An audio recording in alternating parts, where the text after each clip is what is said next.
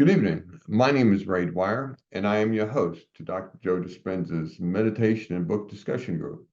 Tonight, we're discussing You Are the Placebo, Chapter 12, Changing Beliefs, Perceptions, Meditation.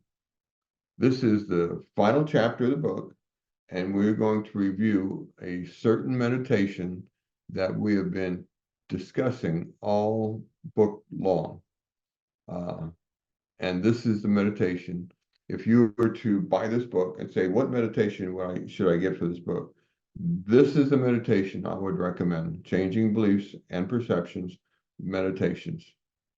Okay, let's talk about a couple words in the names of this meditation first. A belief, remember a few weeks back, we defined a belief as something you learned, rehearsed, until it was subconscious. And then that subconscious rehearsal becomes a belief. Think of the implications of that from your childhood. Now, when you take that belief and add a few more beliefs that work the same way, where you had knowledge that you rehearsed, now you have a cluster of beliefs. You now have a perception of life around you. Is it real? It has nothing to do with what's real. Perception is a cluster of beliefs, and beliefs are your education that you rehearsed until it's subconscious. I'm pointing at my religious upbringing. I was raised in a religious environment. I went through elementary school in a religious private school, and they drilled that stuff in me 1,000 times. So I came out of that school with certain beliefs and perceptions I did not choose. And yet I would say, I believe this. And it wasn't, even though I think I believe it, but I don't even agree with it. You know, it's one of those kind of things. So think about what you believe and trace back where you got the information to rehearse to believe it.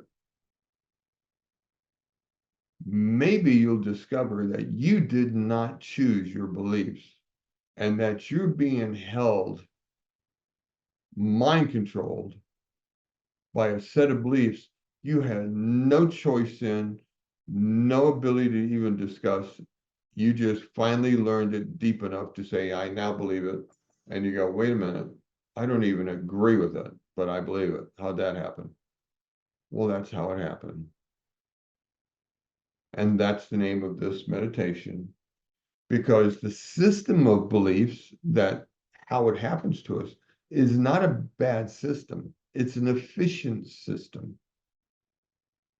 And so now we use that same system to drive in new information and rehearse them until we have new beliefs, and we get more and more beliefs until we have a new perception of our world. And our world will change when you do this simple, not so simple thing. You understand? My world changed when I got new beliefs studying Dr. Joe and clustered them all together into a new perception of the world around me. That's how it works. So start with that name of the meditation and grasp it really well. And that's important for you as we go through this. That name has a clue, is what you're trying to do. You're trying to learn new ideas, rehearse those new ideas until they become a belief, and get more and more of those beliefs until your perception of the world around you has changed. Now drive that into your heart, and your heart receives it differently than before. That's all that was all in the name of the meditation. Wait till you get a hold of the meditation. In this chapter, I'm going to walk you through a guided meditation designed to help you change some beliefs or perceptions about yourself in your life. Now you understand where you got those beliefs and perceptions. It's not magical. It's not some kind of religious incantation. No, it is simply an idea that you rehearsed again and again and again as a child until you were programmed into it. And now you grow up and you say, I believe. Do you? Or did you just submit to someone else's program? If you grew up on another part of this planet, you know what? You would believe something else because of this same equation, because they would give you different knowledge and you'd rehearse it, hit and rehearse it until you believe that knowledge and cluster those and have that perception. So belief as a young adult is just a circumstance of where you grew up. Think about that. When you get boastful of your government or boastful of your religion, all it is a program that you did not even choose. It was put in your head as a child. Now, with this new information, you're beginning to learn that I can choose what I believe. Yes, you can. You get a new teacher with new knowledge and you rehearse it and rehearse it until you have a new belief and you get a bunch of them. Now your perception of the world has changed. And when your perception changes, the world changes about you. Pretty cool, huh? Remember that beliefs and perceptions are subconscious states of being. They start with thoughts and feelings that you think and feel over and over until they ultimately become habituated or automatic, at which point they form an attitude. Attitudes strung together become beliefs, and related beliefs strung together become perceptions. There it is. So what you believe, what I believe for most part of my life, I had no personal claim to. It was programmed into me. And I had no idea how to get rid of it, even though I didn't like it. Part of my mind said, yeah, but this is it.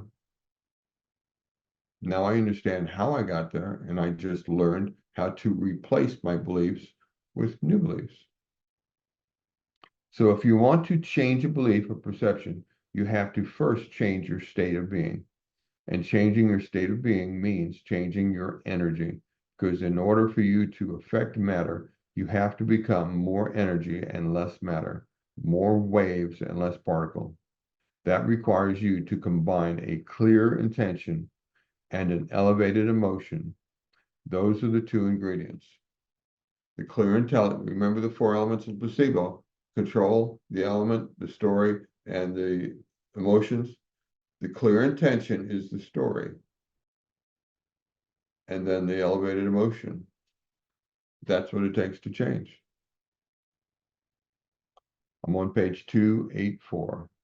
As you've read, this process involves making a decision with high enough level of energy that your thoughts about the new belief becomes an experience that creates strong emotional signature, which fundamentally alters you on some level in that moment.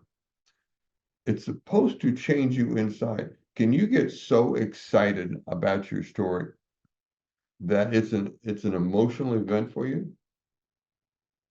Make it fun, make it interesting, do it, practice it. Maybe the first few times it's just something you say, okay, I'm doing it. But as you get the idea that this is supposed to be an event, then it will start soaking in and you start playing with it. In order for this to work, new experience has to be greater than the past experience. You've heard me talk about that. In other words, the internal experience you have when you meditate has to have a greater amplitude, greater energy than the external past experiences that create the belief and perception that you want to change. You've heard me talk about my work. I had a noisy past, a dark, violent, noisy past. And I wanted to change. And so about the only thing I did right in my first year is that I wanted it. And I got this into my mind. And so I made my passion for my future freedom as loud and as crazy as I can make it. I got all kind of crazy scenes in it. I would yell at the angels to try to let myself in. I would threaten hell's gates that if they ever took me, I'd bring hell to hell. I mean, I just got crazy over it because of this sentence. I knew my passion for my future self had to be greater than all the pain of my past. And so I got ah, as much as I knew how to do. And if I did nothing else right, that's what I got right. And that is the paragraph that I got a hold of. This is okay. If that's the requirement, I don't know about all the other stuff. I don't understand what's behind. This is my first year. I don't understand what's behind the placebo. I don't understand how to let go of this ego thing that I just addicted to like crazy. But I know how to do this. I know how to get passionate. I wanted so bad, so intensely, I wanted to be free of that old crazy man that I got this right. And eventually I had my victory. But the equation holds. When you're working on something new for yourself, you want your new passion greater than your old passion, or your mind will just go, oh, he don't care. I'll go back to what he was doing. That's the human experience. There's nothing woo-woo about this, folks. This could almost be taught in a psychology class, but they never teach anything that's practical. I've been there, done that. And so, but this is how it works. So when you're working on something, put passion into it so that you're emotionally involved, so that when your mind comes up with chatter, and you said, no, I'm busy, can't you see? This is really good stuff. I hope you understand that. That's an important ingredient. Once you decide to get a piece of paper, once you decide, get a piece of paper and draw a vertical line down the middle. On the left side, write down 2 beliefs and perceptions you want to change. That's your past. Okay? Then think for a minute. If you don't want to believe or perceive these things anymore, then what do you want? We mentioned earlier, how do I find out what my new self is? What do I want? And a good way to start to find what you want, because I was there, is to write down on a piece of paper 2 general ideas of what you don't want. Okay. In the beginning, I had cancer and I'd had it for almost 9 years and I was getting burnt. I had skin cancer and I was getting freeze burned and surgeries. Oh my God, every year, just, I didn't want, I wanted to be healthy. Oh. And the second thing I wanted peace in my heart. I'm just so tired of the pain and the constant violence in my mind, my heart, constant. Big, clear. I mean, those were just uglies in my mind all the time. And so what I do want is easy for my journey of my, I keep saying my, for the journey of the cancer, I wanted health. I wanted total health, not a little bit of health. I wanted somebody to look at my charts and go, how'd you do that? And I got that. I really did. And peace in my mind. Look what I'm doing. I'm practicing and I'm coaching meditation. What a hoot. Who would have ever thought? You just can't imagine what a hoot that is to me. Ha! So I got it. And that's what I did. And that's how I did it. I simply followed the directions in this chapter. And I followed it, like it says in that one paragraph, passionately. I wanted, I wanted, I wanted, I wanted. That's the gasoline, that's the fuel in the fire. Otherwise, it's just a picture or a story in a book. This isn't woo-woo. This isn't some magical thing that you need to be initiated into a certain society. No. This is a human thing. And if you will let your heart change, if you will seek it out passionately, it's there for you because you're a human. That's really the only requirement, is that you've got the cognitive know-how to follow this direction. That's it. And you can do it. And like I've said many times, how bad do you want it? Do you want it bad enough to scream at the angels at the gate saying, get me free? And not do it once, but do it until they get tired of seeing you coming? There's actually scripture that talks about the unjust judge, where that one woman just complaining, and the judge just finally gave it to her, just like, go away. Well, there's a little bit of reality to that in meditation, because sometimes you're so bound up with your addictive mind and your body addictions that you've got to really, really fight it to get that new energy above the old energy. Do you understand? This is part of the equation. I've been hinting to it over the last many chapters. Now you're seeing this is literally part of the equation, is to work in that intensity. The first part of induction is induction, in which you will use the open focus technique you read about. We talked about open focus and closed focus. When you're thinking about an object, that's object or called closed focus, because your attention here. That's not a bad thing. That's how we survive. That's how we support ourselves. That's how you learn to fix things, do things, fix dinner. Everything is an object focused life. But when you sit down to meditate, you put away the stress of that closed focus, which is also survival thinking, and you go open focus. And when you hold the attention, hold the energy in open focus, your analytical mind sets down, your stress energies come home, and the body heals for this day's work. And you can rest and heal on a day-by-day basis doing that. Stress goes out, does this business, keeps you surviving, does micro harm to the body. Fine. That's how we are made. Now sit down and spend an hour stress-free, open focus, and just listen to the sounds of the universe and the static in your mind. I don't care. And in that time, your cortex, your analytical mind, is at rest. And the energies that have been like this are now rushed inside and are just converted into healing energies. And they heal on a cell by cell level, even on an organelle inside the cells level. That energy changes you for the moment. It does. This isn't woo-woo. This is science. It's proven down to the very blood. So first is induction, and that's going into open focus. The second part, you'll find a present moment, linger in the immaterial. And once you practice being present moment for a while, you'll have this place of, it's like a place of pause, where the busyness of your life just runs out. It's like you left it all behind and you get a chance to rest. In the next book, Breaking the Habit, present moment is so important that he wrote a whole chapter titled Present Moment.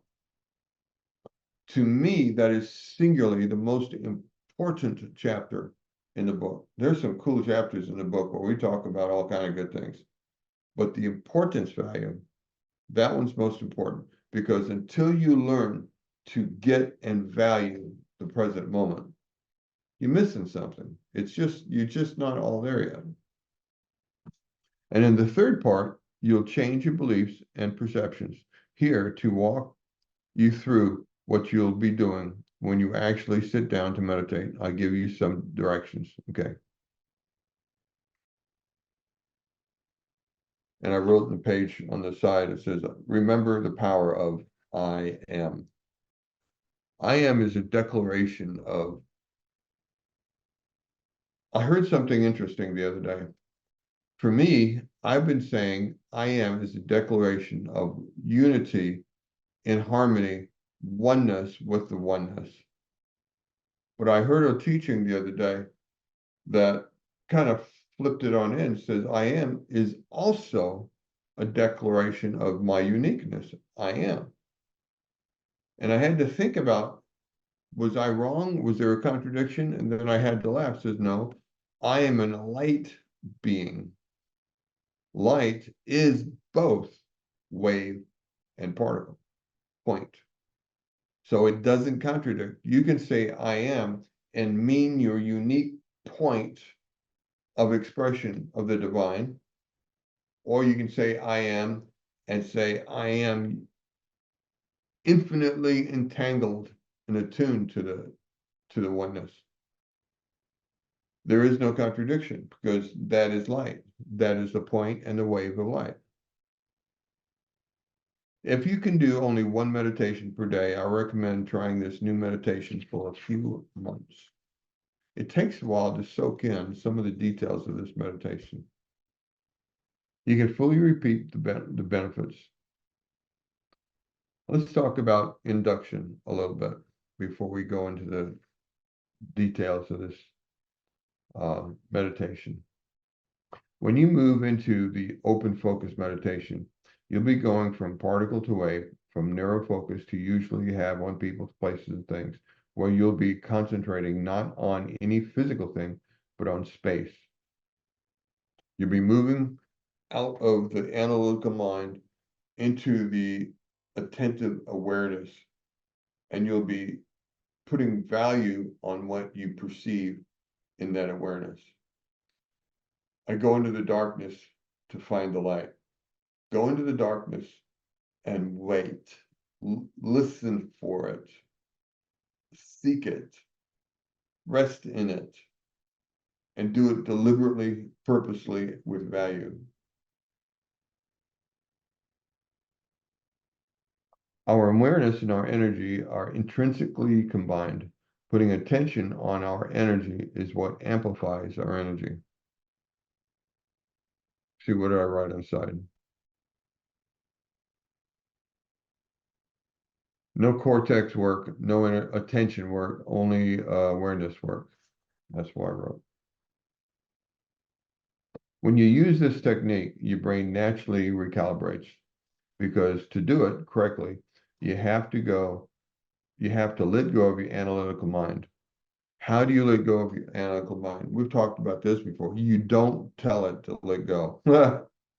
Anybody ever tried to tell your analytical mind, shut up? I used to just yell at myself, I'll be quiet. And I'd have multiple voices yelling at each other. Oh, I was neurotic out of my head, trying to figure out, how do I get this busy chatter to shut up? Well, Dr. Joe came along and taught me to go into awareness. And when I did, these guys just slowly quieted down. I went, why didn't somebody explain that to me years ago? Well, they just didn't know how to explain it.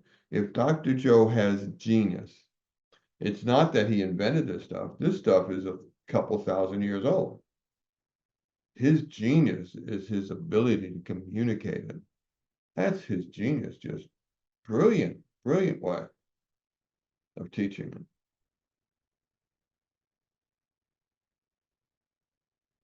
That identity, who you know yourself to be, is connected to the external environment, to your emotional addictions and habits, and to time. The moment you get beyond those elements, you're nothing but pure consciousness. The different compartments of your brain begin to communicate better, and your brain waves become very orderly. Stay present during this meditation. Don't try to figure anything out, and don't try to visualize, just sense and feel. That was a word we talked about a couple of times, the word visualize. Visualize is a cortex thing. It's a choice thing. It's a seeking out to see something. I'm visualizing this. That's not what you're doing here. You are receiving. That's why I like to encourage people to listen, because listening is totally receiving. When you listen to a concert, you are not trying to predict the music. You are even a music that you've heard before. You are receiving it. You just go back and you let the analyst go away and you just receive the waves of sound that we call music. It's a lot like that, except we're listening for very subtle sounds in the quiet. Nikki, I see your hand up. Thank you for raising your hand. Yeah, I just wanted to say something about visualization. I'm in a group and we're trying to do the 4 week studying and induction and stuff and meditation. And we're working on the breaking the habit of being yourself. And this is the first week and it's the induction week. And I've been really frustrated. And I've been meditating and being in groups for, I think, almost a couple years now. And I still can't get the induction. So I was really frustrated. And I'm like, space, is it outer space? Am I thinking I'm in space? And I'm just like frustrated all week. Space, space, space. I don't get it. And then you're talking about awareness, and I'm like, oh my God, that sounds like space. And It does so sound like space. Well, what it, let's do an experiment right now. It won't okay, take but a second. Let's all join because this is an important lesson. Just sit, take one gentle breath up so you relax your body and close your eyes. Now listen. Just listen. Don't think about what you hear. Just listen. At first, you'll probably just hear static from noise in your head. Just listen. Don't ask what it is. Listen. As your mind stretches to hear, listen to the greater space about you, the environment of you, your room. You might hear the fan of your computer. You might hear your air conditioner blowing. Listen. No understanding, no questions, just listen. Listen to the space that you're in, your room that you're in. I hear the static of my mind. I've got tinnitus. I hear the fan blowing of my air conditioner. When I'm not talking and making noise, I sometimes can hear my computer and the little noises that it makes. You notice there is no analytical thinking going on when you just listen. Now take another gentle breath. Try to listen to a bigger space than just your room, maybe to your house or your full apartment. Project your hearing through that whole space of your apartment or your house. Do you hear the dog? Do you hear the bigger part of the air conditioner? Is someone playing the radio when you really tune in? Can you hear it? No analog, just receive the sound.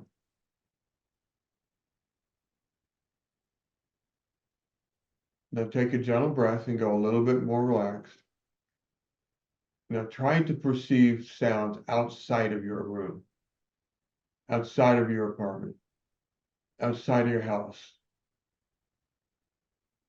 Maybe you can hear wind rustling through trees nearby. Maybe you can hear a car on a road nearby. Maybe a horn.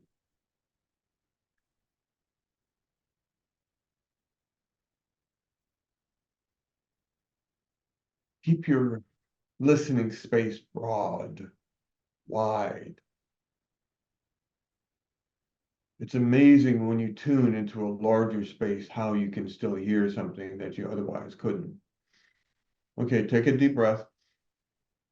Let it all go back. Bring it all back home. That is the first level of space. And if you think about it, your analytical mind quit bothering you for a few moments when you did that. Why? Because you're aware of space. Physical space, sound is a physical thing, but you are starting to tap on to consciousness space as you stretched out of your physical environment. I felt like that was sort of a good trick to get me out of my head was to listen because That's it not a felt like a trick. That's how it different works. part. It felt like a different part of my brain. Yes, that's my And point.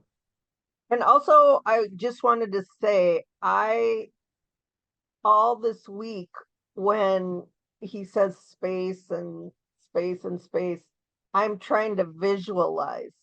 So today when I read what chapter 12 or whatever, I was like, as soon as I saw that, then I just sat in my room and was trying to not visualize. And then everything felt like it changed. So Yes. uh, I just wanted to say that was important to me because I've been really frustrated with space and different stuff. So not visualizing and if that isn't working maybe for today or whatever, then listening. I'm going to try to use that also Well, let's to, play with listening to another step. When you listened, did you understand what you were hearing? well, what's funny is when you first said listen, I just was listening to your voice. Right? So I wasn't listening at all. And then I started, as you spoke more, then I started, I guess, listening, but it was sort of hard to describe because it went someplace else in my head from like Yes, the front that's to the the back goal. or something. That's Yeah, the goal. That's correct. That's what I wanted to happen. That was the goal. It is someplace else in your head. yeah. So it worked. Yes, that's there it is. See, it's not hard. It's No, you got to get your head off of visualizing because visualizing is the frontal cortex thing. Now, what is yeah, it they're talking about? Let me tell you what they're talking about. As you hear something, it will give you ideas and you will react to those ideas. And those ideas will send chemicals into your cortex, and chemicals produce images. And you will have an image of what you heard. That is like visualizing in reverse. But that's okay. because you do get images doing this. You go to an orchestra and they play beautiful melodic. Some orchestras are now let's say they just play a really melodic sound, and you go and you close your eyes and you listen. It creates images in your mind. Yeah, You're visualizing not by going first visualizing driving back, but you're having a beautiful listening experience that creates images. You're still way back here in your head. okay. That's my correction for people who teach visualization, because visualization is a frontal cortex event, and you're not going to get back here through this door. Thanks, Ray. Thank you. Beatrice. So I have been doing this meditation for a while, but I always have this question. So we sense and feel, right? Yeah. But when we feel with our awareness, right? Or you feel it with your heart. Some of each. There is an emotional feeling. I feel love. No, no, but when you're doing the meditation, right? It says, right? Feel, sense and feel. You just read it, right? So in that state, do you, because that kind of triggers my analytical mind because I am not sure because he never specifies that, I think, but I think he means you feel with your awareness, but I don't know how you do it. Well, as you feel emotionally, those feelings become sensual. Uh, when you when you're having an experience and your mind starts really creating events, those events will give you an experience. Those experiences will give you chemicals. Those chemicals will give you feelings of one kind or another. Could be exciting feelings, could be passion feelings, could be love feelings, could be all kind of stirring feelings. And you could actually feel like you're hearing music. You could just, you could feel your senses become activated in you. You could see things, hear things, feel things. You know, because the energy going on is stirring your body to that experience.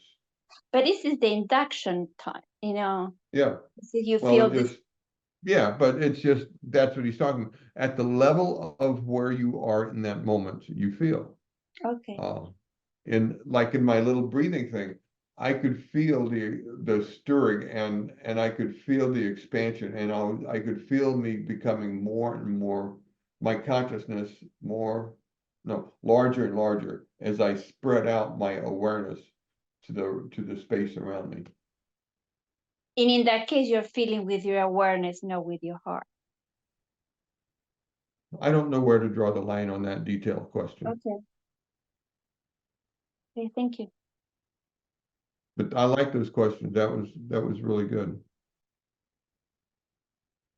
Yeah, because the next paragraph, stay present during this meditation. Don't try to figure anything out, and don't try to visualize.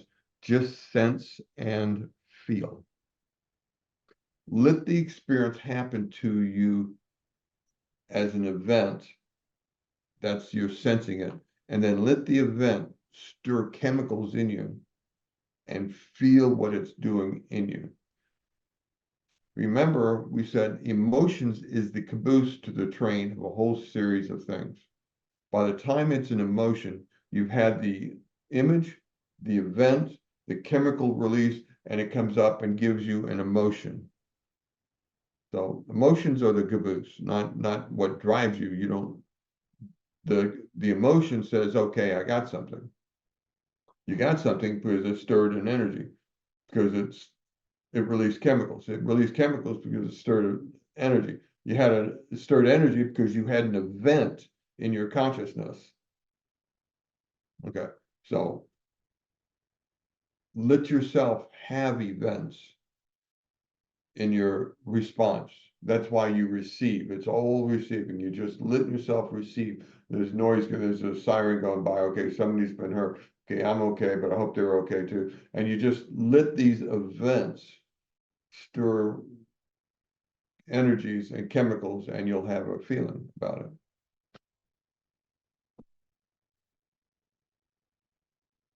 Okay, that was interesting. Those are really, really important points about what we're doing here. And many people starting this, I can tell you, and I've told you many times, I got a hold of that first book and that first meditation. It's his body parts of space. And the first time he went space within space, I said, what? And I popped out like the air out of my balloon. Says, what is space within space? No idea, and I had no one to talk to. That's why I make it such a big deal to talk to you about these things, because it took me months to get past that simple idea that she brought up. Space, what is he talking about? Well, now I know. He's talking about your consciousness and the volume about you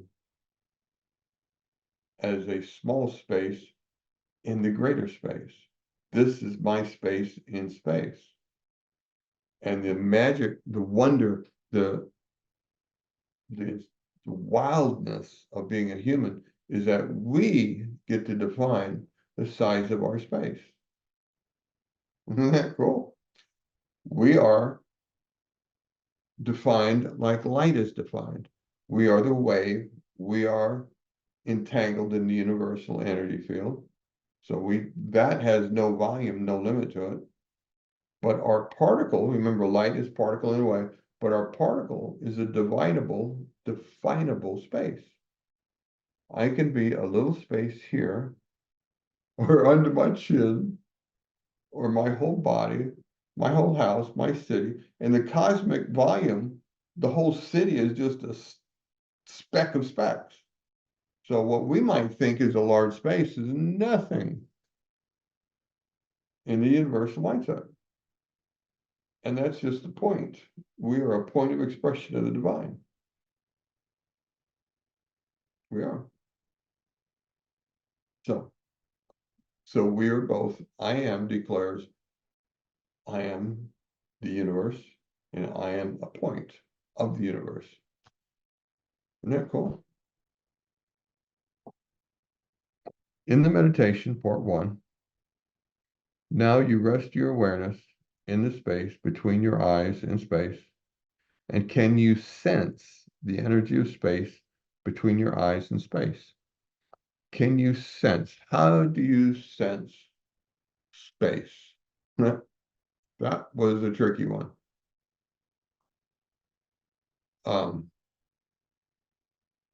contradiction in the definition of space that I dealt with was space is not the definition of a vacuum. The definition of a vacuum is a space with borders on it. That content in the middle of the space is taken out. So there's nothing in the middle and there's something out here.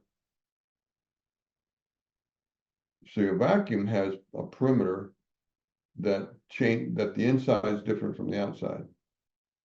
That is not what we're talking about, because that would declare a separation. There's separation between this and that. There is no separation. There's only a definable difference. In other words, it's only by definition and where you put your awareness. I'm aware, I'm putting my awareness here, but that does not change its association with anything else. This gets really tricky talking about space. And can you sense the energy of space? What is the energy of space? That's another tricky one to even say without getting me to have a grin, because space is nobody, no thing, nowhere, no time. Well, energy could be a thing. This object I call a mechanical pencil is an energy vortex. This is a thing, and it is energy. Energy doesn't have to be a thing, but it could be. The energy of space. Now that's another interesting hole we could go down. Does space have energy?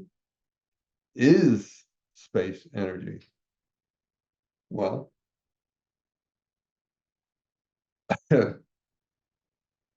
I'm not sure how to talk about that, but the way I understand it is that there's no such thing as space without energy. Always, always. Energy can neither be created nor destroyed. It can only be transformed from one form of energy to another. One form of energy is transformed into this plastic pencil, mechanical pencil. And at some point in the eons of time, it will be dispersed into nothingness again.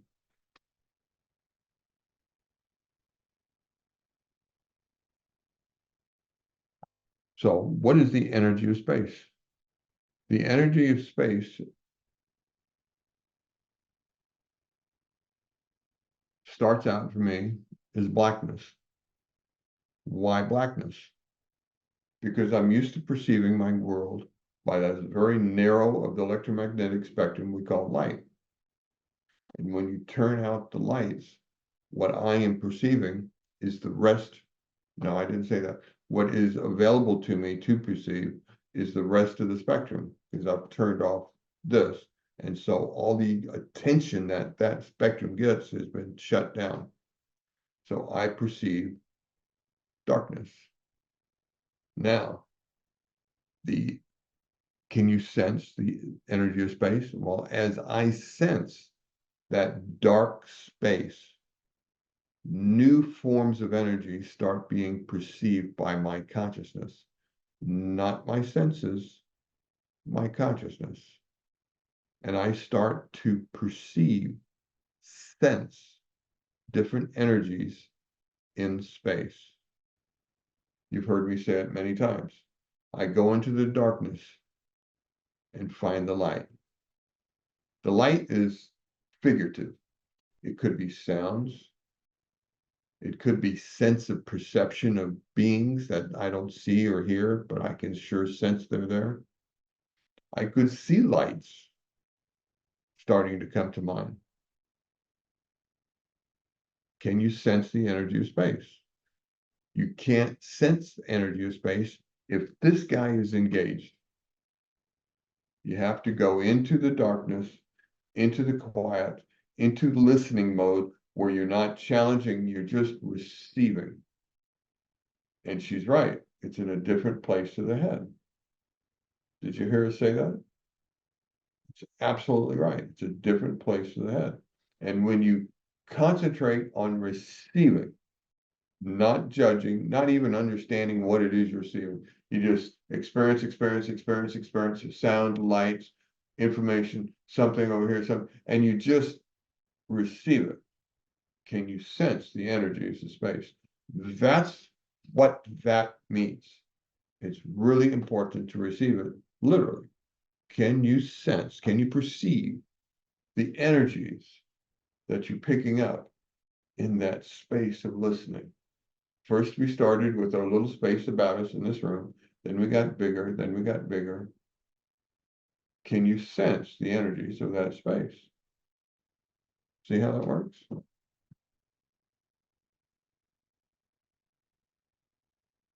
And then he goes into, now can you become aware of the space between your temples and space? Now we're going to go, we went from this big one, now we're going to practice. Can you control the size of the particle of your awareness? We know, I know we are, I am, totally entangled in the universal creation. There's no part of you, aspect of you that is not of the divine. But we're also a unique creature in that we can take our consciousness and tune it to a point and tune our awareness to just that point. And this is where this exercise comes in. And now can you become aware of the space between your temples? Can you tune your consciousness down to this little couple inches right here? Can you? What's the difference to the universe, whether you're covering your whole neighborhood or 2 inches in your head? The universe is, well, the universe, and just that little size difference is just nothing to it. If it works there, it works here, right? And you become aware of how big it is. Now, this is a beautiful, beautiful exercise to master, because what you'll find you can do is you can put your awareness this big or this big, put it here or put it here. And pretty soon it will occur to you that when you have a friend that says, can you give me some meditation time? There's such a small step between putting your awareness on yourself, and tuning to the other person and putting your awareness on them to help them draw more energy in so that they can heal. That's the magic, if I could dare use that word, of learning how to do this. Really, really cool when you figure it out. You go back here, you learn to sense and perceive energy in this space. Okay, I am quiet. This is quiet. And now you learn to take your broad field consciousness and take your awareness down to just a little spot. Maybe you'll do it over here. Maybe you'll do it here. Maybe you'll put it on this, and you learn to move it around, and you practice it until it's just something you can do. And now your friend will sit before you and go, can you give me some time? I said, sure will. Let me love you for a little while. And you just turn your love in, and now you can take that same energy, that same thing. You move into space, you perceive the energy of space, and then you take your consciousness and you put your awareness on them, and you just love them, love them, love them, love them. And the universe knows how to do the rest. You don't do it. It's not you that does it. Never, never, never think it's you. You're just a little light beam that goes right there, Father, right there. Can you get that spot on that person? I get moved just thinking about it. Can you see that? Now you become aware of the nostrils, and you become aware of the nose, and you become aware of the tongue, on and on. Now, can you become aware of the space in your back? And can you become aware of the space between your body and the walls of the room? Remember, we did that already once. What are you doing? You're listening. Can you become aware of the space between your body and the walls of the room? I just gave you a demonstration and you went with it. It's like, sure you can. See, it's not woo-woo. This really is a human experience. And now can you become aware of the space that all space occupies in space? And can you sense the space that all space takes up in space? Once you understand what you're doing, you just let go of the limits, the fences on your space that you're expanding, just go, okay, no fences. And now you're just aware of space. Isn't that cool? Olga, I see your hand up. Thank you. Yes, I wanted to comment how I felt when I did exercise of space. Yes, go ahead. After a few months of doing this inception and going from one body part to another body part, also initially was really strange, sort of each time I come to the very end of that meditation when you need to be aware of a whole space within a space, and that's really not clear. And at one moment, it occurred to me that it's actually all that unimaginably big space. It's exactly same as a space in front of me, let's say between my eyes. It's exactly same space, right? And I don't know how that thought come to me, but it becomes then easy. Like say, oh yeah, like I learned how to do space between my eyes or between my ears. And the big space is just the same. It's just me bigger, but the space is still same space in front of that. Yeah, because the space has no thing to put borders on it or to be comparison. It Yeah. just, it just is. It's, I don't, because all our words are three-dimensional. It's hard for us to even talk about it. It's just space. Yeah, yeah. And sort of it kind of turned out to be much simpler than initially I was imagining. Like, oh, Yes, huge space within a space where outside and outside and outside. And no, no, no, it's all inside my head. It's all inside my head. It's nowhere else. right. But what's funny, I totally agree. But what's funny is you could not have gotten to that conclusion trying to say it's just in your head. You had to go all the way out there to find your way back home. Mhm. Because until you experience all the way out there, you don't know it's here. And so you learn to go out, out, out, out. And then when you lose it all, you find out that, oh, here I am, I'm home. That Mhm. was beautiful, Olga. Yeah. I love it. That was great. That really was. That really solved it, didn't it? That was really good. Yeah, it's all right here. That's what we're learning to do. We are the point and the wave. We are points of expression of the divine, and it's all here. We are fractal. So everything, we are point of a fractal. That means everything is in our fractal, in our point. We just have learning how to let go of this. Any other comments on that open wave part? I really liked what Olga just said. That was really good. I forgot about it. I remember it when she said it, but I remember it now. That was really good. That's the secret in being the point and the wave, and the understanding that creation is a fractal.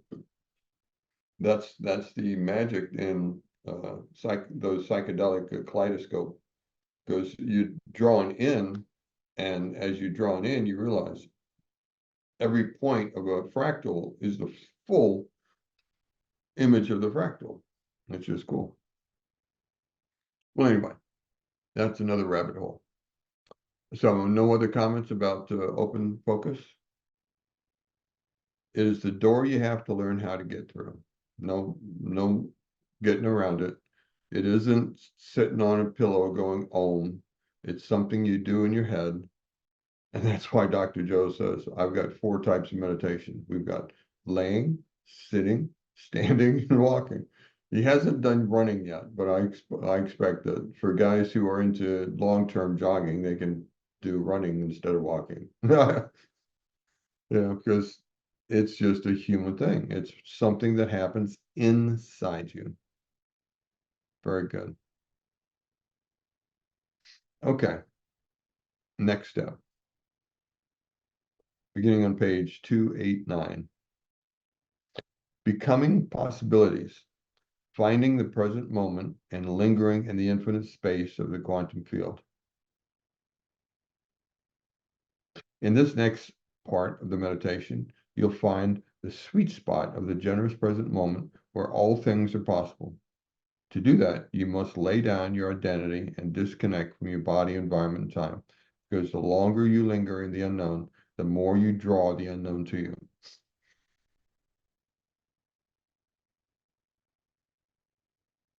What you learn to do when you get good at the first step of the induction and open focus is you learn to lose yourself.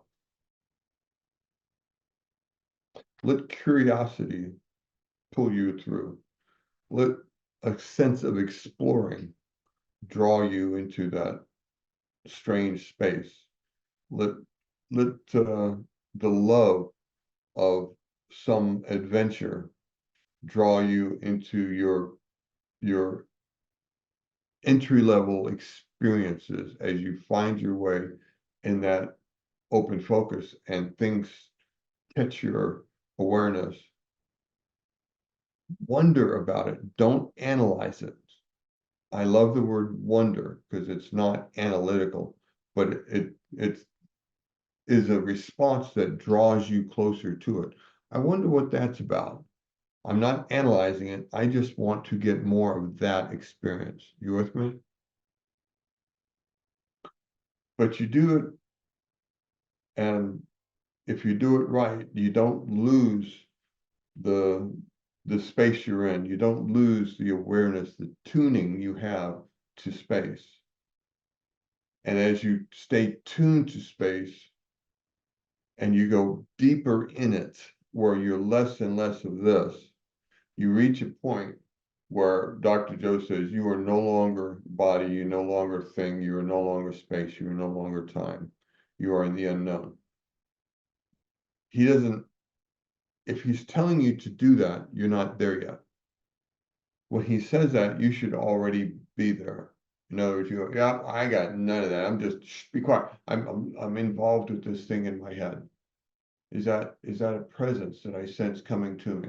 Is that light of a throne? Is that light of a hallway? What is that light that's, and you're receiving it without analyzing it. When you do it fully, you lose attention to it. Think of it as a flow state. We've talked about it before.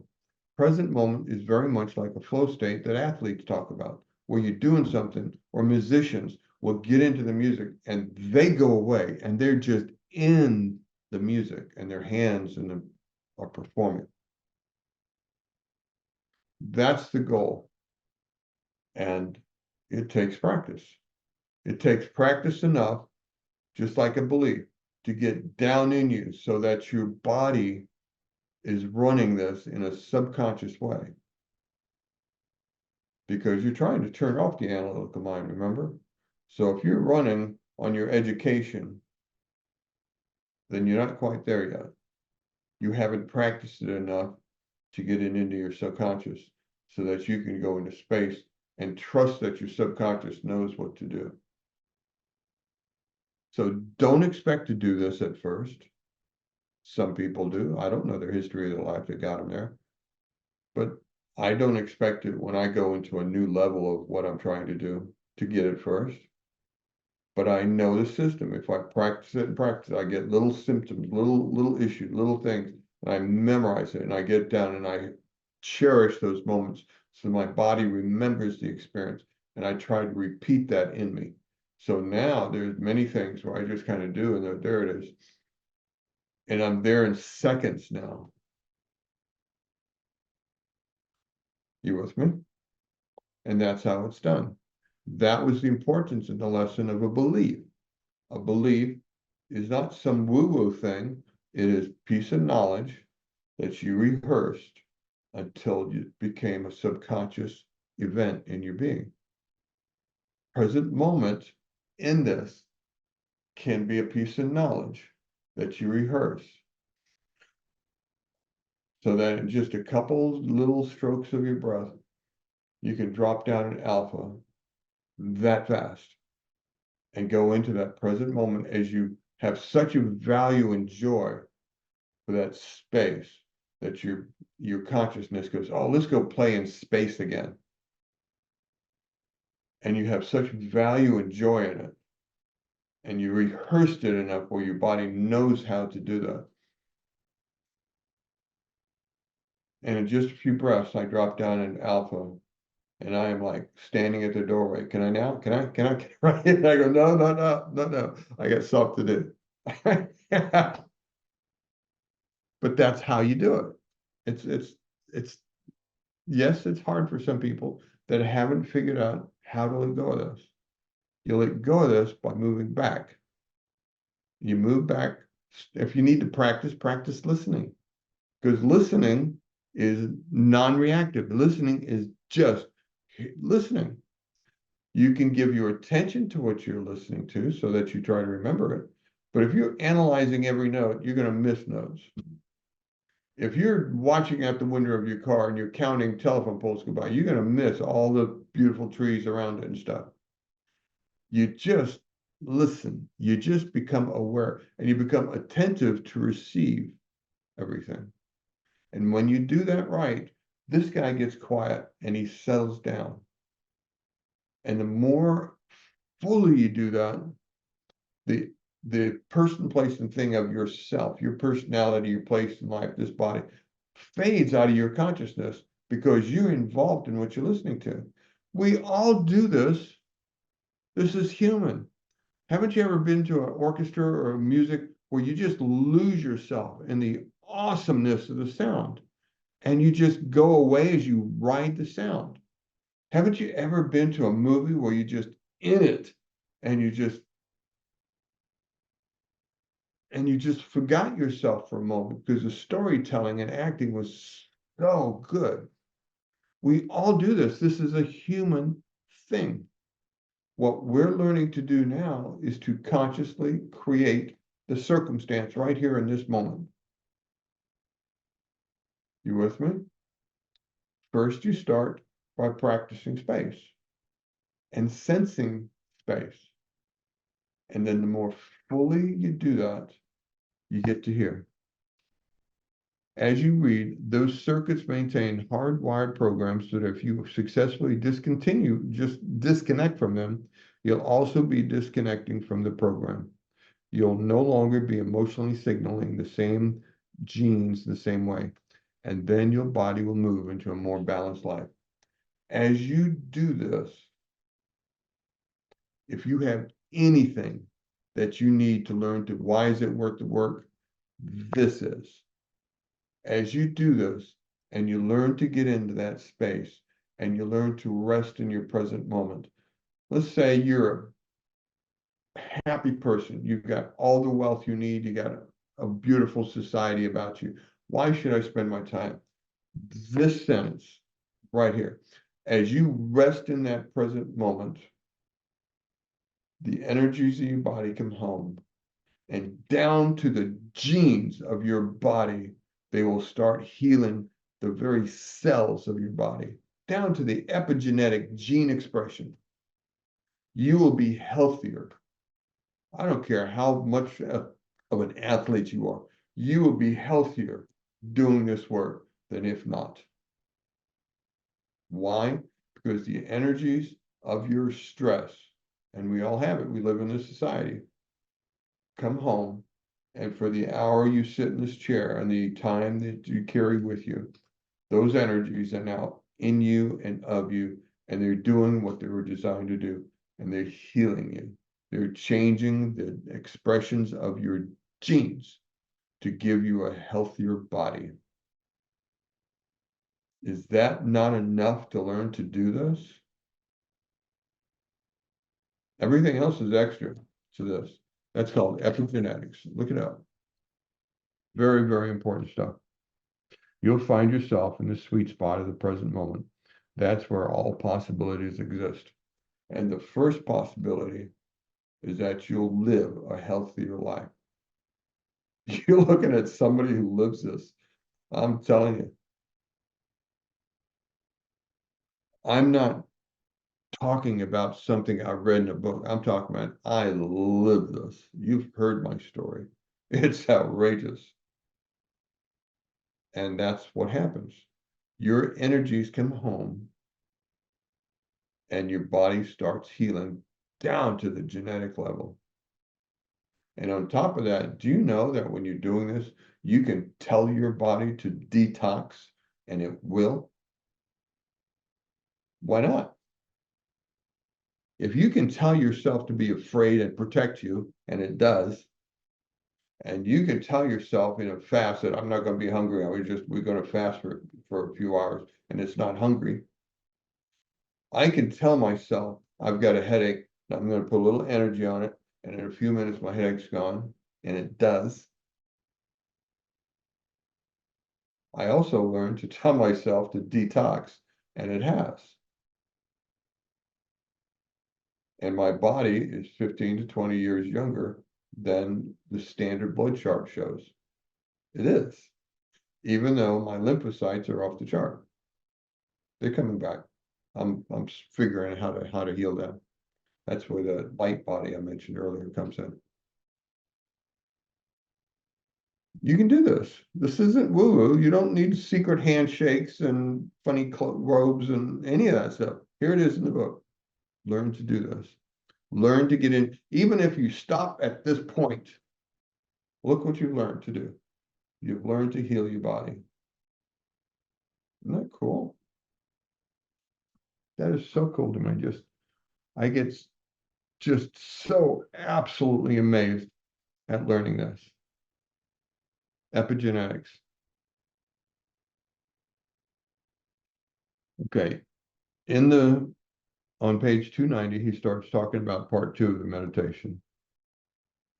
And now, in time, to become nobody, no one, no thing, nowhere, in no time, to become pure consciousness, to become an awareness in the infinite field of potentials, to become an awareness. I like to add, because I didn't understand that for the longest time. So I added a word to it to help remind me of what is this I'm trying to do. I wanted to become an attentive awareness. In other words, I don't want to forget what I experience in this. I don't want to be an analytical attention. I wanted to be an attentive awareness. So my intention is like my little street light, my little desk light I told you about, that colors what I do. One part of my tuning on my desk light is to be attentively aware. And the goal is to become an attentive awareness in the infinite field of potential. When I experience something, I want to be aware of it so that when I come out, I can smile and go, oh, that was cool. You with me? You don't have to do that. You can just let it wash over you. And I did for a while, and I'd come out of it and I'd struggle to remember. But I didn't. And it took me a while to understand that I didn't give myself the intention to remember. Just it's that definable. And further down, and if, as the quantum observer, find your mind returning. Quantum observer. I've been studying Genesis, chapter 1. Not from the English, but from Hebrew. And Hebrew is a funny language, ancient Hebrew, in that there's no grammar, there's no commas, periods, or anything. There's no vowels in Hebrew. There's 21 letters, and each letter you could write a small volume on this huge story that each letter represents. But where was I going with that? If you were to take chapter 1, and where it says, and God created the heaven and the earth, and take out the English Christian lingo and say, what does it actually say in English? It actually says, Elohim observes, and it is. The heavens and the earth, it doesn't say heavens and the earth, because there are no heavens and the earth at this point in creation. Elohim observes, and it is. Heavens and the earth, there's no earth, there's no matter been created yet. So what's it talking about? But the main point of this little rant I'm on is that it doesn't say created, it says observes. Quantum physics says it's the observing that affects the quantum model. Now let's go back to this. And if you, as the quantum observer, by you observing the events going on in your consciousness, you are acting as a point of creation to build something by quantum physics, depending on the energy level that you're giving it. You observe things into being by the quantum model. You do. Don't wait for the divine to come down and observe for you. It's your job to do it. Ouch. That stepped on some toes. You are the quantum creator. Observe it, but you don't observe it here.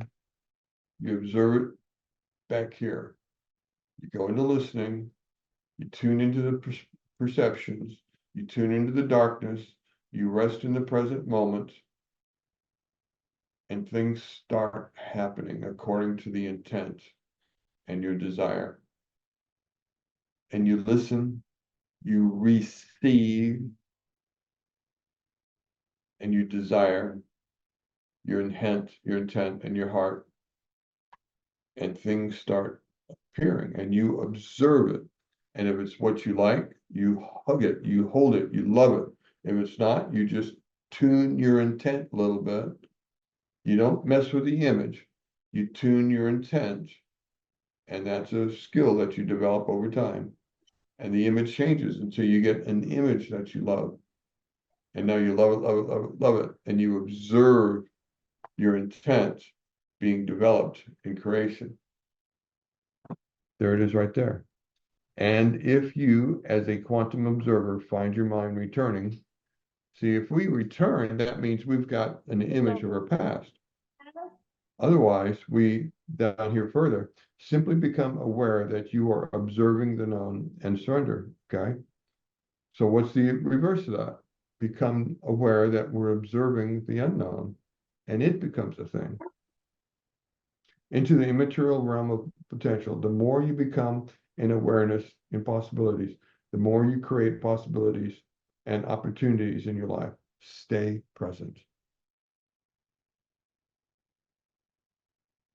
So there's a lot in this meditation that some of you aren't quite aware of yet. And that's what's behind this meditation is you go back here, you listen for space, you get into the present moment, and you let things happen in your mind. And if it starts happening a little bit off from what you want, well, just think about what your intent is in your meditation. My intent was health, solid health. And I'd get off and I'd be too specific. I just didn't know. My goal is health, and I would see me as a healthy man. And I'd simply desire, and my image would change.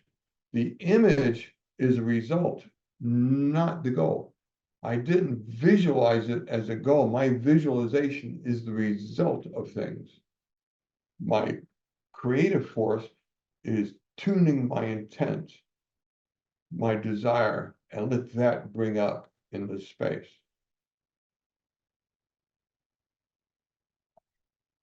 Okay, that's part 2, the present moment. Do we have any discussion on that? On the present moment stuff?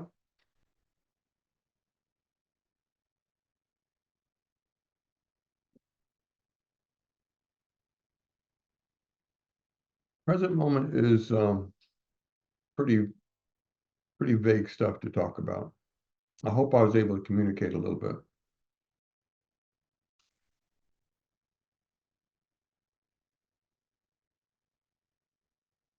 Okay. Next part.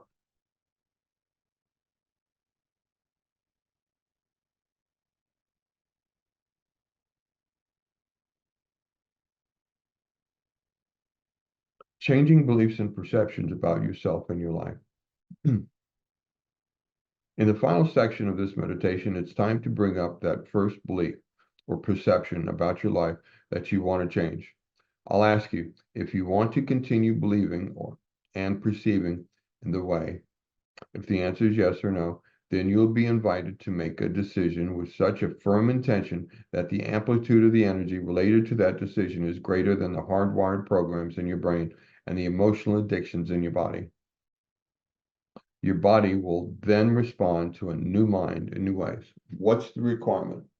The requirement is that, one, you do have a goal in what you want to achieve. For me, I wanted health, and I wanted serious health. I didn't want it to be just, okay, I'm no longer being cut on. I wanted somebody to look at me and give me a physical and go, how'd you do that? And I have. You know, how's somebody who is just that messed up get to be this person? I've had doctors saying, how are you doing that? I just know how to take care of myself. And they never ask me what I mean by that. But the second thing that's required, did you hear it? The passion of your new self, that new change has to be greater than the old. That's why you've heard me say it all these many months. How bad do you want it? If it's, well, that'd be nice. It's not worth the time. Your mind will just go back. Every time there's a pause, your mind will go back to the old self. Okay, too much. Okay, I go back to the old. And you'll be walking and talking and living in your old self, not your new self. You got to want it. It's got to be important to you. Beatrice, I see your hand. Thank you. No, just to kind of corroborate. So the way we do this is just to feel it with as much intensity as we can, right? Yes. Which is not an easy task, right? I think we've been taught as a culture to be complacent. Well, that's just the way it is. You can't have that. You're just that. That's just who you are. You know, it's like a hidden caste system. In India, for many, many years, they had a caste society, and if you were born at this level, that's where you lived. And they just feel like the destiny of your life was defined at your birth. We have that in a hidden way. You know, oh, you're just that way, so that's just who you are. You can't change. And we accept it, whether it's where we live or how we look. Our society has tried to teach us to accept that. Stop that. Don't accept it. You can really change. bring it up, but I need to put a lot of conscious effort to feel it as much as I can. No, it's nothing that comes, like pouring, automatically, right? I really have to work it out. I was just Yeah. wondering that same. You're more intense, I think, than I am, but I was wondering if you also have to put additional energy into it. How badly do you want it, Beatrice? Yes, that's You want it exactly. so bad that you scream at night saying, enough already. How badly Yeah. do you want it? Do you want it so much that you would just, just, just pull, just, you've seen the movies where the guys that rip their shirt, they want this thing to change so bad they just rip their shirt off as a symbol. This has got to stop. Make it stop in my mind. How badly do you want it? Just come on. God, I wanted it. I wanted free of what I had so bad. I wanted free of the violence in my mind. I wanted free of the sickness in my body. Oh, I wanted free of it. And I had no idea how to do it except what I learned in this book. Breaking the habit was instrumental in me looking a different direction, in me saying, change. The placebo's 4 elements taught me every time I found myself not doing it, what I was doing, I was subject to my old belief. Where did I get that belief? It doesn't matter. I just had a belief and I don't want it anymore. And Thank you for sharing. Yeah. yeah, how badly do you want it? Yeah, I go with all my heart to it. I was better. It There- really takes, When you go into that space, do you scream at the angel saying, help me, or get out of my way, or do something? I know. No, I understand. Thank you. No, thank you for sharing. Yeah. We have lots of passion built up in us over the years of pain and Mhm. hurt. You heard him. He says, your new self has to outweigh it, outscream it until that old self gets quiet and then you find peace. I really am a regular peaceful kind of guy. Things not very much stirs me. And if it does, it's over with in moments. My wife has seen me yell at people on the telephone and she says, you okay? Oh yeah, that was just that. And I'm back. My yelling was just an act to get their attention. You know, before it used to go, and I'd be that way for the rest of the day. Now it's just a tool I use to do a job, right? That's all it was meant to be in the first place. We just never learned how to let go of it. Mhm. This is how you let go of it. It will change your life if you can figure this chapter out. Olga, I see your hand up. Thank you. I wanted to ask for your advice on setting that intention when I set my goal on healing something that is sort of declared unhealable. For example, I want my torn ligament to regrow back together. And basically, doctors would say that it cannot happen. So, how you set up is just an example, but how you negotiate with your head if your intention of heal something that sort of declared unhealable. Well, let's talk about unhealables. Dr. Joe's back was shattered, 6 vertebrae. And his work, the bones migrated together, became work. And if you've gone to a conference, you've seen him jump up and down and all kind of crazy stuff. 2 people have been recorded in the Dr. Joe organization, have grown back, was it their thyroid, or what was that one thing that they take out a lot? And Thyroid, yeah. yeah, 2 of them have grown back. They were taking medicine to replace the hormone, and they started getting sick taking the medicine.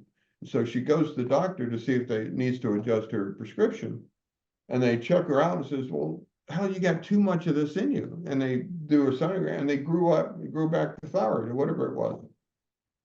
And they said, don't take this anymore. You got too much, because she was producing her own naturally. Are you kidding me? Yeah, right. But it's again, it's a sort of a pattern learned pattern, I understand. Yes, yes. In our head that certain things, everybody would tell us that it's impossible, right? Right. And I am but now doing the impossible. As you sit and look at me, I have yes, been diagnosed with chronic lymphocytic leukemia. And over the past 4 years, my number has gotten worse, worse, worse, worse. Even though my body has absolutely no symptoms of it, my lymphocyte right. number has increased. And my blood count, my testosterone, my white cells, my red cells, all that stuff is well in the normal and younger. I'm doing Mhm. the improbable. The impossible is that my last blood test, my lymphocyte count went by half.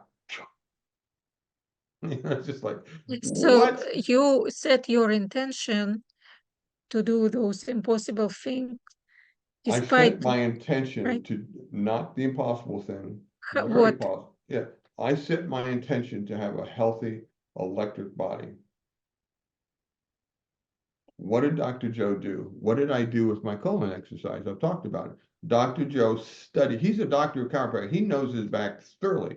But even at that, he got online and he started studying pictures of bones in his back so that he could get a clear image in his mind and see those bones migrate. And he would, in his mind, picture a perfect back. He was a doctor, he was a chiropractor, a brilliant chiropractor, and yet he studied it anyway. What did I do with my funny colon story? I went online and I studied colons, and I knew that a colon did this kind of degree turn, and that it had wrinkles and it had little fizzle things on the side, and that the primary goal of the colon is to absorb water. I learned a lot more about colon than I ever learned in my life. Why? Well, because that's what Dr. Joe did. And that's what I did. So that story and that image of having a perfectly healthy pink colon with all the working muscles and stuff on it was perfectly pretty and healthy and silly. And then I enjoyed it hundreds of times going down there. You've heard that story. So what am I going to suggest to you? Get online and study that joint where you've got tendon failure until you can draw it and name it and do this and understand it and figure out how it works. Not how it works when it's sick, how it looks when it's perfectly healthy. So if anything is out of this perfect place, your body will go, oh, that belongs here. This belongs here. And you draw it to you. And you make a story of this joint just working perfectly. Oh, look at me, I can do 1,000 knee bends. Yeah, Yeah, thank you. That's a good advice. I will do that. that is Dr. Joe's remedy. That is what I did. That is what I'm doing. That is the placebo. That is the Mhm. story of the human existence. This isn't woo-woo. This really, really is a human experience. Okay, thank you. It's wild. Sometimes it heals over time, and sometimes the body goes, oh, okay. Just it's wild, you know. The difference is I don't well anyway. So my homework is to get online and study that cartilage joint until you can draw it out and label it and know exactly what it's supposed to look like. I mean, really just see it working and things like that. And then in your meditation, use that as the intent. I turn on my little light and I see the light, and that's that joint just perfectly. Okay, now I am number one. I am the control. I am the authority. I turn on the light. Now I experience in my consciousness that joint. Now I tell the story. This is where the creative love comes in. I love that. I think that is the coolest thing, how the body has grown all these cross tendons so that the joint can support all these movements, and that muscles come in all different ways, and they can pull it straight or can pull it back. And it's just fascinating, the wonder of the human experience. And I just love it. And just, whoa, look at this. This is fun. And that's when you learn to do that with that, your body will start to heal it because it wants to be healed. Tell us more. It sounds great. Yeah, I definitely will do that. I did something similar to that, but just affirmation without adding this story and picture and studying it very deeply because I was honestly was scared to look at all the details, anatomical details. I'm far from that profession, and I kind Me of too. You think I know anything yeah. about a colon? I, but I studied it to the point where I could draw it and label it. And I was done with Yeah. it, so I forgot about it all. But yeah, and I had a clear image of that experience. It was pretty good for you. It took me a while for me to even admit that I'm doing my little slide thing down my colon. It was like, this is too weird. I ain't gonna tell anybody that. But it had such profound effect in me, then I started telling people what I did.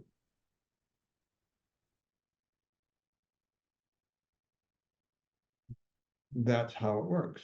I am now doing that with the disease, the bone condition that I have, the lymphocytic leukemia. First, I detoxed my body. Now I'm changing the cause in my bones. Nike, I see your hand up. I think for Olga too, because the lady you're explaining was the lady in that movie that came out, the Dr. Joe movie. Because the lady that healed her thyroid or whatever was in that movie. And I remember also the cystic fibrosis. I think it was cystic fibrosis lady, how she healed herself.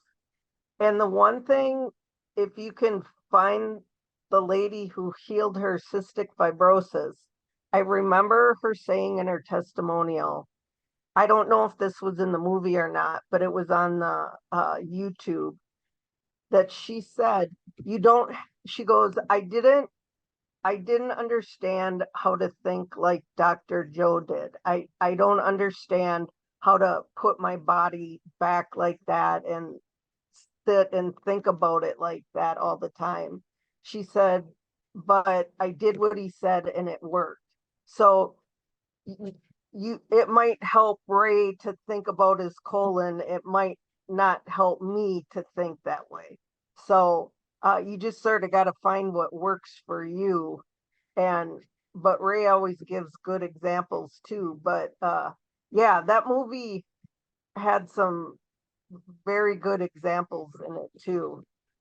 Uh, so if you want to check out that movie from the summer, I don't remember what it was called though. Okay, maybe someone can find it. I remember about it, but I don't know how to tell people about it. Yeah. So this stuff is real. This is and it's not woo-woo. It's not, you don't need some special person's blessing to do it.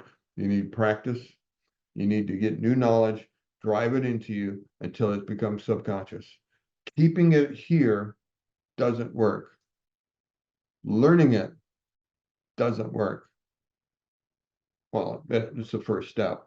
You got to practice it until it's subconscious, so that when you go into that flow state, your subconscious knows what to do with the information that you gave it, according to the intention that you tuned.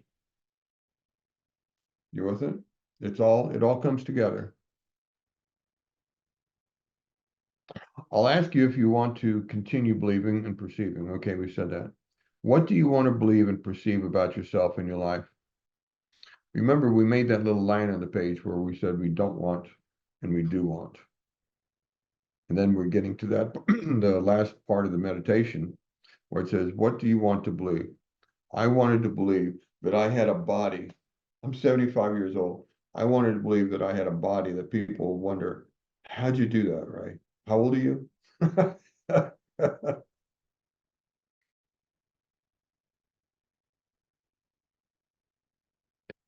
What do you want to believe and perceive about yourself and your life? And how would that feel?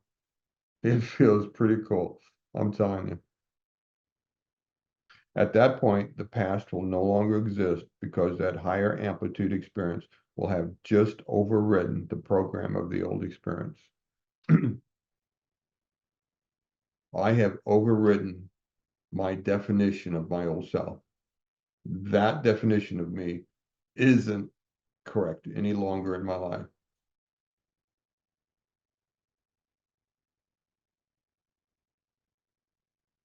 And that's why I live as a different person.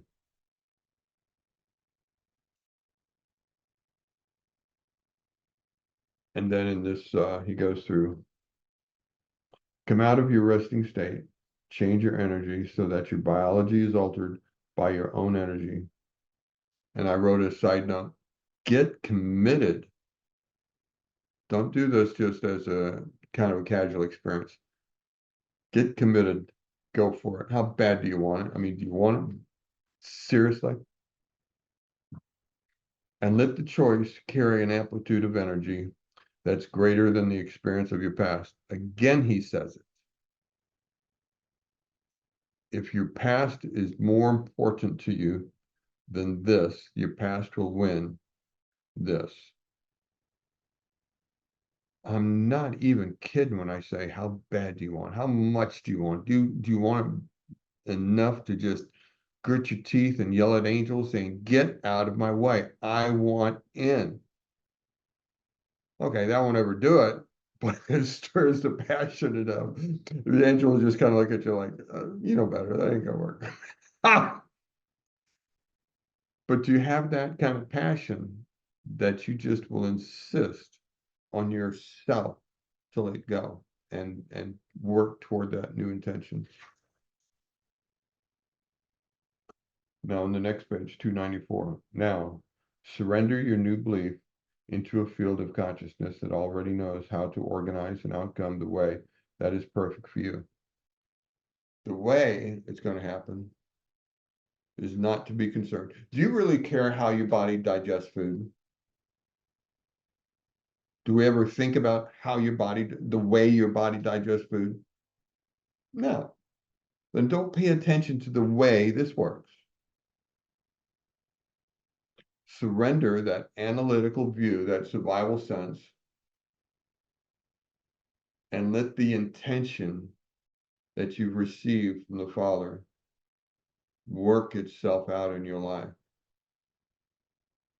Your body wants to be healthy. It really, really does, more than it wants to glorify in the light. It really does. We have been taught otherwise. Now we're learning to be conscious creators. And now surrender that belief to a greater intelligence. Simply let go. We want this, so let go of that analytical self, that survival self that says, I don't know, so I'm going to hold on. Quit it. Take the ride. Do that walk-in meditation where you're just walking through the woods and you're listening and you're not caring what you hear, what you're going to hear. You're just listening to the birds and the wind in the trees, and you can hear the rustle go from right side to left side. The squirrels over here, a dog barking over there, and you're not analyzing, you're just receiving. Let it happen. And as you do this and you become comfortable on it, the guards that guard your mind and your consciousness will start to relax, and it will get deeper and deeper. But it takes practice, because we have lived our life to protect our subconscious. Haven't done a very good job of it, but that's what we think we're doing, right? So you just do that walking meditation or any meditation, and you rest in that space and just let it slowly, like ratchet. Okay, a little bit deeper today, a little bit deeper. And pretty soon you can go in and just go. And then it happens to you. Sometimes abruptly, sometimes very casually. Sometimes you grow like a plant, like a flower blooms, grows gracefully.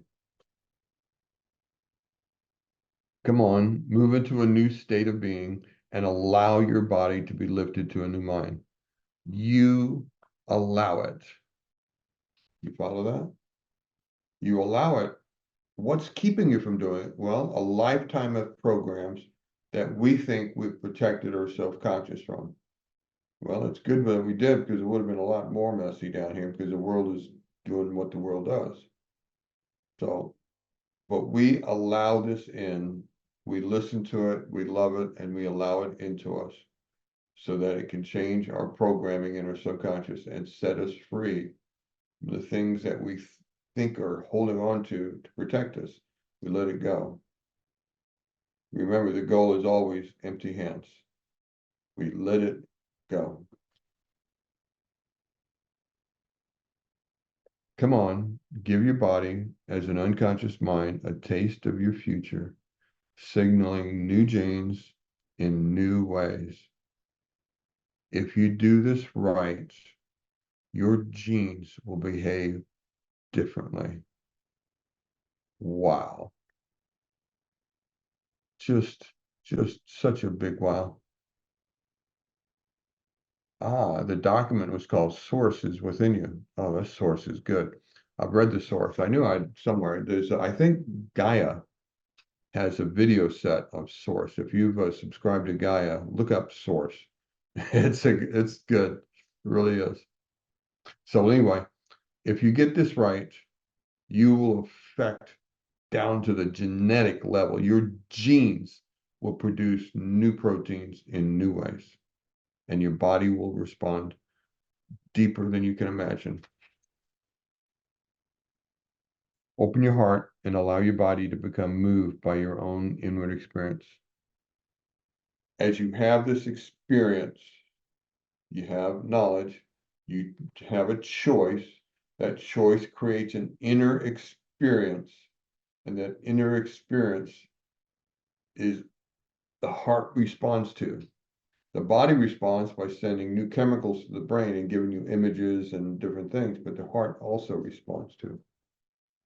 Open your heart and allow your body to become moved by your inward experience. And remember that whatever you truly experience in the unknown and emotionally embrace will ultimately slow down in frequency as energy into three-dimensional matter. As you have these high-dimensional experiences, they will tune to your body and slow down. And what? Well, because they become matter. They express themselves in matter, and matter is a lower frequency. See? And finally, I want you to give thanks for a new life before it's made manifest, so that your body, as an unconscious mind, begins to experience that future now. As this happens in you, just the event going in you before it's turned to matter, that event is worth celebrating in you. You just, oh, this is good. I'm being stirred by my intent. I don't know when my intent is going to manifest,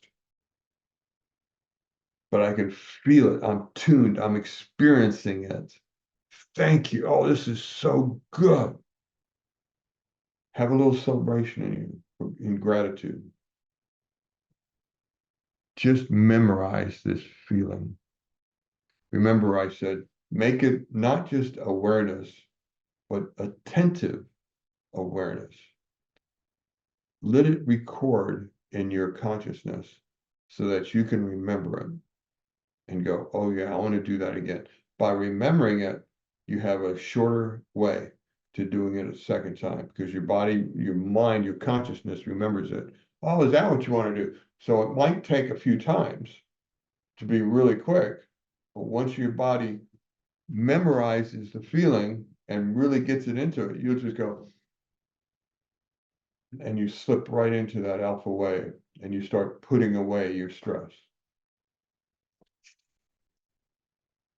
And that's the end of the discussion. Okay, I'm ending the recording.